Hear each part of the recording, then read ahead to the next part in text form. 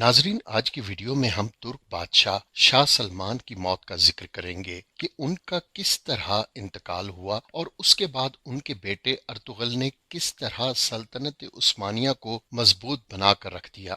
Video शुरू करने से कबल आपसे दरखास्त है कि अगर अभी तक आपने हमारे चैनल को सब्सक्राइब नहीं किया तो फौरन कर ले और बेल आइकन का बटन भी दबाएं ताकि मजीद वीडियोस आप तक पहुंचती रहें। सल्तनत उस्मानिया की बुनियाद रखने वाले सुल्तान उस्मान अव्वल के दादा सलेमान शाह उस वक्त दरियाए फरात में डूबकर जान की बाजी हार गए थे जब वो उसे पार कर रहे थे। उनके इंतकाल के बाद अर्तुगल गाजी कबीले के सरबराह बने, जिन्होंने सारी जिंदगी सुल्तान अलाउद्दीन सल्जूक की खिदमत की और इस्लामी सल्तनत को बास्तीनी साजिशों से पाक किया। उनके इंतकाल के बाद उनके साहबजादे उस्मान ने उनकी जगह ली और फिर अलाउद्दीन सल्जूक के इंतकाल के बाद उन्होंने सल्तनत उस्मानिया की बुनियाद रखी। उस अजीमुशान सल्तनत का परचम दुनिया के मुख्तलिफ मुल्कों पर 600 साल तक लहराता रहा। सलेमान शाह का 1236 में जब दरियाए फरात में डूबकर इंतकाल हुआ तो उन्हें उसके करीब ही दफन कर दिया गया। पहली जंग अजीम के बाद सल्तनत उस्मानिया के हिस्से होने शुरू हुए तो उस वक्त 1921 में तुर्की और फ्रांस के माबैन एक मुआहदा हुआ जिसके तहत ये मकबरा तुर्की के ज़ेरे इंतजाम रहना था। जब 1923 में मुआहदा लोज़ान के तहत सल्तनत उस्मानिया को तोड़कर तुर्की, शाम और दीगर ममालिक बनाए गए तो सलेमान शाह का मकबरा शाम के हिस्से में चला गया। ताहम उस पर अमलदारी तुर्की की कायम रही। सलेमान शाह का मकबरा कलाए जब्बार में था, लेकिन 1973 में जब उस इलाके में असद झील बनाई गई तो शाम और तुर्की के दरमियान मुआहदे के नतीजे में उनकी बाकियात को तुर्क सरहद से 27 किलोमीटर दूर मुंतकिल कर दिया गया। सलेमान शाह की बाकियात की मुंतकली का ये पहला वाकया था, जिसके बाद दूसरा वाकया फरवरी 2015 में पेश आया। 2015 में शाम को खाना जंगी का शिकार हुए 4 साल का अरसा गुजर चुका था और यहाँ दाइश ने अपने पंजे गाड़े हुए थे। 20 मार्च 2014 को दाइश ने ऐलान किया कि सलमान शाह के मकबरे की हिफाजत पर मामूर तुर्क फौजी एहलकारों को वापस बुलाया जाए, नहीं तो वो यहाँ हमला कर देंगे। उसके बाद दाइश और तुर्की की जानिब से बयानात का सिलसिला जारी रहा और अफवाहें भी सामने आती रहीं कि दाइश ने मकबरे की तरफ पेशकदमी शुरू कर दी है। ताहम ये अफवाह ही रही। उसके बाद 2 अक्टूबर 2014 को तुर्क पार्लियामेंट ने हुकूमत को दाइश के खिलाफ फौजी कुव्वत के इस्तेमाल की इजाजत दे दी। पार्लियामेंट ने ये इजाजत सलमान शाह के मकबरे की हिफाजत के तनाजुर में दी थी। उसके बाद भी तुर्की ने कोई कार्रवाई नहीं की, लेकिन 2015 के अवाइल में दाइश ने मकबरे को घेर लिया, जिसके बाद तुर्की को फौजी कुव्वत का इजहार करना पड़ा। 21 और 22 फरवरी 2015 की दरमियानी शब 600 तुर्क फौजी 39 टैंकों और 100 बख्तरबंद गाड़ियों के साथ शाम में दाखिल हुए और ऑपरेशन शाह फरात शुरू किया गया, जिसके बाद तुर्क फौजियों ने दाइश से शाह सलमान के मकबरे को आजाद करवा लिया और दाइश को मुंह की खाना पड़ गई।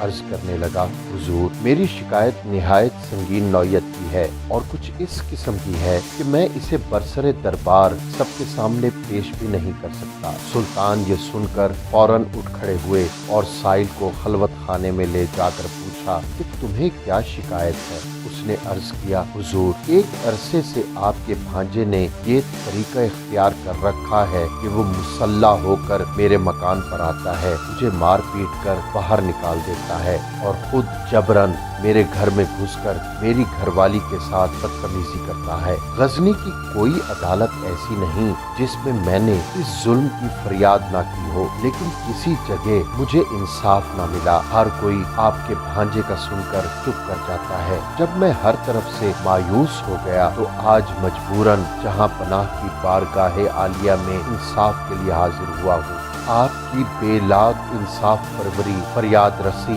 और रियाया से बेपनाह शफकत पर भरोसा करके मैंने अपना हाल अर्ज कर दिया है। खालिक हकीकी ने आपको अपनी मखलूक का मुहाफिज और निगहबान बनाया है। क़यामत में रियाया और कमजोरों पर मजालिम के नतीजे में आप खुदाए कहार के रूबरू जवाबदेह होंगे। अगर आपने मेरे हाल पर रहम फरमा कर इंसाफ किया तो बेहतर है, वरना मैं इस मामले को मुंतकिम حقیقی کے سپرد کر کے انصاف کا انتظار کروں گا۔ سلطان پر اس واقعے کا اتنا گہرا اثر ہوا کہ وہ بے اختیار آبدیدہ ہو گئے اور سائل سے کہا، تم سب سے پہلے میرے پاس کیوں نہ آئے؟ تم نے ناحق اب تک یہ ظلم کیوں برداشت کیا؟ سائل نے عرض کیا، حضور میں کافی عرصے سے اس کوشش میں تھا کہ کسی طرح بارگاہ سلطانی تک پہنچ پاؤں، مگر دربانوں اور چوبداروں کی رکاوٹوں نے کامیاب نہ ہونے دیا۔ اللہ ہی جانتا ہے کہ آج بھی کس تدبیر سے یہاں تک پہنچا ہوں۔ سلطان نے سائل کو اطمینان اور دلاسا دے کر تاکید کی کہ اس ملاقات اور گفتگو کا کسی سے ذکر نہ کرنا، اور اب جس وقت بھی وہ شخص دوبارہ تمہارے گھر آئے اسی وقت مجھے اس کی اطلاع کر دینا۔ میں اس کو ایسی عبرتناک سزا دوں گا کہ آئندہ دوسروں کو ایسے مظالم کرنے کی جرت نہ ہو سکے گی۔ بادشاہ نے دربانوں کو بھی اس شخص سے شناسا کروایا تاکہ وہ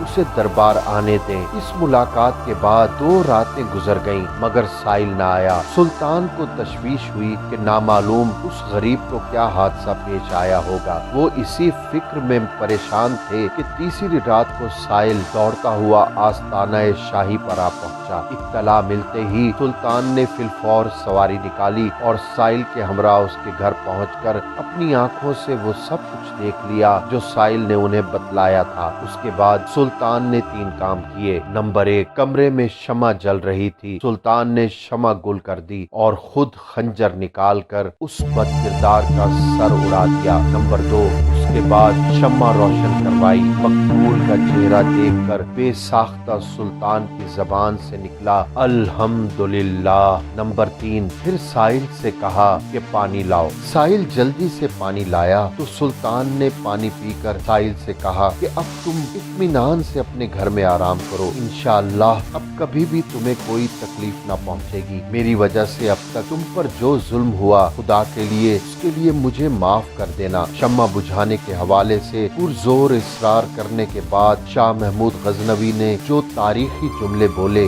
آپ بھی سنیے اور سوچئے کہ عدل و انصاف کے ترازو پر فیصلے کرنے والے جج اور حکمران اب کہاں چلے گئے۔ شمع گل کرنے کا مقصد یہ تھا کہ مبادا روشنی میں اس کا چہرہ دیکھ کر بہن کے خون کی محبت مجھے سزا دینے سے باز رکھے، اور الحمدللہ کہنے کا سبب یہ تھا کہ مقتول اپنے آپ کو میرا بھانجا بتا کر تمہیں شاہی تعلق سے مرغوب کر کے اپنی خواہشات نفسانی کو پورا کرنے کے لیے راستہ صاف کرتا رہا۔ خداوند کریم کا ہزارہا شکر ہے کہ محمود غزنوی کے رشتہ داروں کا اس شرمناک بےہودگی سے کوئی تعلق نہیں ہے۔ یہ شک میرا بھانجا تو درکنار میرا رشتہ دار بھی نہیں ہے، اور پانی مانگنے کی وجہ یہ تھی کہ جب سے تم نے اپنا واقعہ سنایا تھا میں نے عہد کر لیا تھا کہ جب تک تمہارا انصاف نہ کر لوں گا آب و دانہ مجھ پر حرام ہے۔ اب چونکہ میں اپنے فرض سے سبکدوش ہو چکا تھا اور مجھ پر پیاس کا شدید غلبہ تھا، اس لیے میں پانی مانگنے پر مجبور ہو گیا تھا۔ یہ کہہ کر سلطان محمود غزنوی اس کے گھر سے نکل آئے اور اپنے اس انصاف کی بدولت تاریخ میں ہمیشہ ہمیشہ کے لیے امر ہو گئے۔